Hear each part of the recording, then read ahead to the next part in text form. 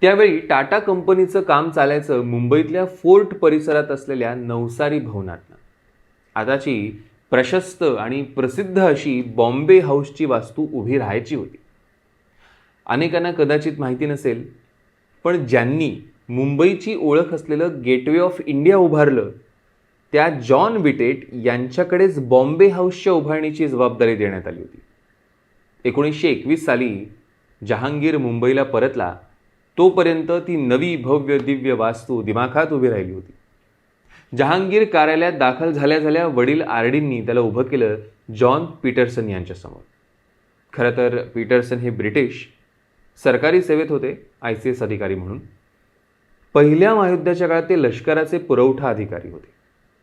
British लष्कराला त्यावेळी मोठ्या प्रमाणावर पोलादाचा पुरवठा करण्याची संधी टाटांच्या जमशेदपूर कारखान्याला मिळाली होती. त्यावेळी आरडींचा या ब्रिटिश अधिकाऱ्याशी परिचय झाला.